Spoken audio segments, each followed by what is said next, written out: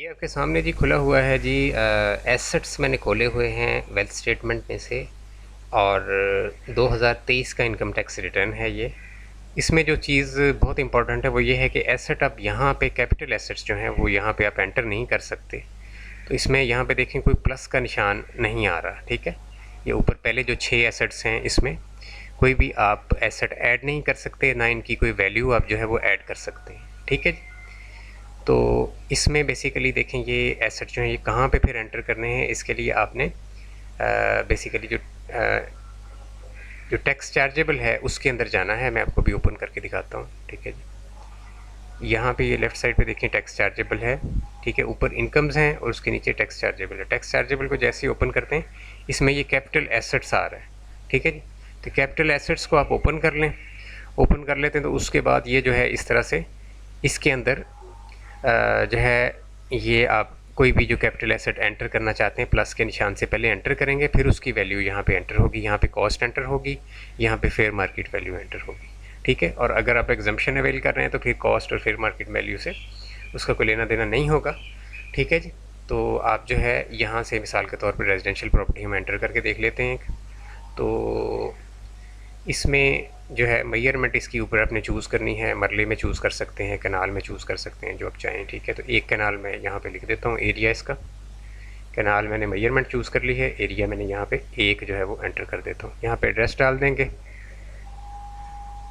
89C cantt, ठीक है जी। यहाँ से टाउन और तहसील की ऑप्शन है, इसमें पहला अपना अल्फ़ाबेट प्रेस करें अपने सिटी का। तो ये जैसे मैंने लाहौर के लिए एल प्रेस किया है तो ये आ गया, ठीक है। तो इसको हम देख लेते हैं, इसमें ये लाहौर कंटोनमेंट है, इसको मैं चूज़ कर लेता हूँ और यहाँ पे लाहौर चूज़ कर ऑटोमेटिकली हो गया है सिटी डिस्ट्रिक्ट में। तो यहाँ पे नीचे दिया हुआ कि आप इस प्रॉपर्टी की एग्जम्पशन जो है क्लेम करते हैं या नहीं करते। येस अगर कर देते हैं तो फिर नीचे रीज़न ऑफ एक्सक्लूजन वो आ जाती है कि एग्जम्पशन की वजह जो है वो क्यों है, क्या है, वो आपने चूज़ करनी है। जैसे जिस asset capital asset self owned property है आपकी जिसमें आप रह रहे हैं, one capital asset self owned by tax payer, यानी जो घर होता है जिसमें आप रह रहे होते हैं वो 7E से एग्जम्प्ट होता है। तो ये ऑप्शन आप चूज़ कर सकते हैं।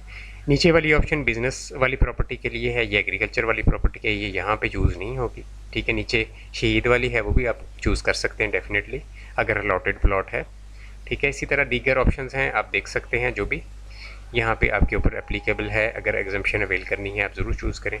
अगर कोई और जो है वो आप बेसिकली ये वाला ऑप्शन है ऊपर वाला कि any property from which income is chargeable to tax under the ordinance and tax leviable is paid there on, यानी कि इस प्रॉपर्टी को आप बेसिकली अपने किराए पे दिया हुआ है और वहाँ से आप इसकी जो इनकम आती है उसको इनकम फ्रॉम प्रॉपर्टी के अंदर या किसी दूसरे हेड के अंदर अगर शो कर रहे हैं तो फिर भी ये आपको प्रॉपर्टी पे 7E लागू नहीं होता, क्योंकि आप किसी दूसरे हेड के तहत जो है इसका टैक्स दे रहे हैं।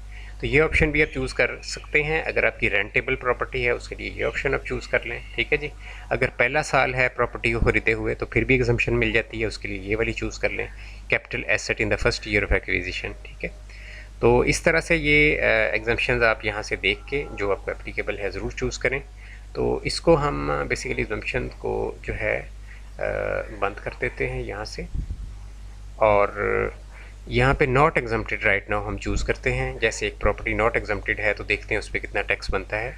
इज़ दिस प्रॉपर्टी कंस्ट्रक्टेड को येस कर देते हैं, और इसको हम कवर्ड एरिया जो है इसका है जी 30 स्क्वायर फुट, तो 30 एंटर कर देते हैं। यहाँ पे हम इसको सबमिट कर देते हैं, ठीक है जी। तो ये अब यहाँ पे विजिबल हो गया है, ठीक है। अगर अपने इसको व्यू करना है तो ये ग्रीन वाला आई का बटन बना हुआ है, यहाँ से व्यू कर लें, ठीक है। अगर एडिट का ऑप्शन नहीं है, अगर गलत हो गया है तो डिलीट करके नया एंटर कर लें, ठीक है। अब मिसाल के तौर पे इसकी वैल्यू जो थी, कॉस्ट जो थी बेसिकली 3 करोड़ रुपए थी, ठीक है जी। तो अब इसकी जो अपना फेयर मार्केट वैल्यू जो FBI ने निकाली है वो है जी 6 करोड़ रुपए। तो ये यहाँ पे मैंने वैल्यू एंटर कर दी है, इसको मैं कैलकुलेट करूँगा यहाँ से। तो आप देख सकते हैं ये इस तरह से ऊपर वाले हेड में भी आ गई है।